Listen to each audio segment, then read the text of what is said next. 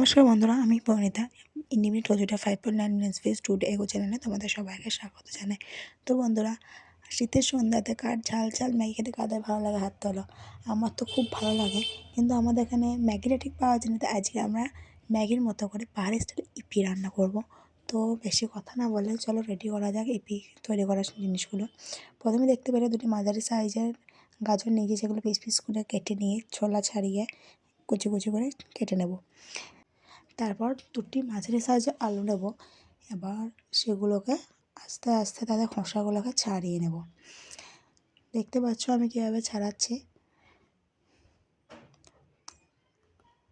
সে আলু দুটোকে ভালো করে ধুয়ে নিয়ে এবার যেখানে গাজরটা কেটেছি সেই বাটিটা সরিয়ে দিয়ে জলের মধ্যেই আলুগুলো কেটে কেটে আমরা রাখবো। আমার মতো এত তাড়াহুড়ো করার কোনো দরকার নেই, তোমরা আস্তে আস্তে করো। আলু কাটা হয়ে গেলে এক বাটি পরিষ্কার জলে এক মুঠো মতো ধনেপাতা দিয়ে সেটাকে ভালো করে ধুয়ে নিয়ে আস্তে আস্তে বেছে নেব। দেখবে বাজার থেকে ধনেপাতা কিনে আনার পর ধনেপাতার মধ্যে কিছু পচা পাতা থাকে, সেই জন্য ধনেপাতাগুলোকে বেছে নেবে। বাছা হয়ে গেলে ধনেপাতাগুলোকে খুব কুচি করে দরকার নেই, মাঝারি সাইজ করে কেটে নেবে। তারপর আমি ছোটো ছোটো 3টি পেঁয়াজ ধুয়ে খোসা ছাড়িয়ে রেখে দিয়েছিলাম, সেগুলোকে কুচিয়ে নেব এবং 2-3টা মতো কাঁচা লঙ্কাও নিয়েছিলাম ফোড়ন দেওয়ার জন্য। খুব সরু সরু করে পেঁয়াজগুলো কাটবো, খুব মোটা করব না। বেশি মোটা করলে কি বলো তো, ভাজতে গিয়ে ভেতরে সে কচকচ করে দাঁতে পড়বে, তখন ভালো লাগে না। এগুলো হয়ে গেলে একটু ছোট্ট মতো আদার টুকরোও রেখে দেবো।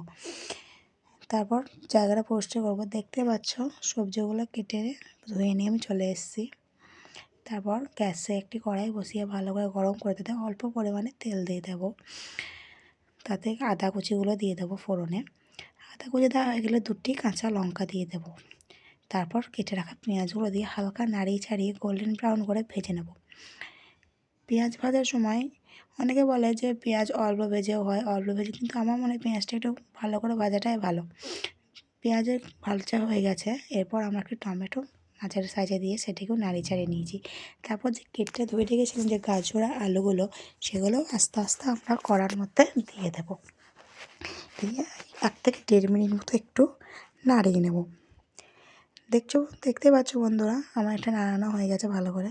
তারপর স্বাদ অনুযায়ী লবণ, হালকা হলুদ রঙের জন্য, তারপর দিয়ে দেবো হালকা জিরে গুঁড়ো এবং একটু লঙ্কার গুঁড়ো দিয়ে ভালো করে এটাকে মিক্স করে ভেজে নেব।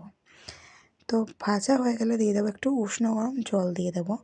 জল দেওয়ার পর আমরা অপেক্ষা করব জলটা ফোটার জন্য। দেখতে পাচ্ছি জলটা ফুটে গেছে ভালোভাবে।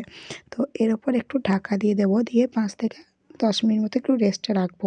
অল্প ধনেপাতা দিয়েছি, কেননা ফোটার আগে ধনেপাতার ফ্লেভারটা সবজির মধ্যে যাবে। তো বন্ধুরা ফিরে এলাম 5 থেকে 10 মিনিট পর ফিরে এলাম। আসার পর দেখতে পাচ্ছ ঢাকনাটা খুলেছি এবং পুরো সবজিটাকে কড়ার মধ্যে নাড়ি দিয়ে সব সিদ্ধ হয়ে গেছে। সিদ্ধ হওয়ার যাওয়ার পর 2টি ইপি দিয়ে তার উপরে ধনেপাতাগুলো দিয়ে একটু ইপি মশলা যে 2টো ছিল প্যাকেটের মধ্যে সেটা দিয়ে হালকা করে নাড়িয়ে নেব। নাড়িয়ে এটাকে সিদ্ধ করব। দেখতে পাচ্ছ ইপিগুলো সিদ্ধ হয়ে গেছে। সিদ্ধ হয়ে গেলে এবার নামিয়ে নেব। তো দেখতে পাচ্ছ ম্যাগিটা দেখতে কত সুন্দর হয়েছে, সরি ম্যাগি না, ইপিটা দেখতে কতটা সুন্দর হয়েছে। তো এবার খাওয়ার জন্য এটাকে সার্ভ করে নেব। বাটির মধ্যে একটু পেঁয়াজ, শসা, তার মধ্যে একটু লেবুর রস দিয়ে এটা আমি মিক্স করে খেয়ে নেব। খেতে কত খুব সুন্দর লাগলো আমার শীতের সন্ধ্যায়। তোমরা কে কোথা থেকে ভিডিওটা দেখছো অবশ্যই জানিও। ভালো লাগলে লাইক, কমেন্ট এবং একটা সাবস্ক্রাইব করে দিও এবং পরবর্তীকালে কী রেসিপি দেখতে চাও জানিও। টাটা।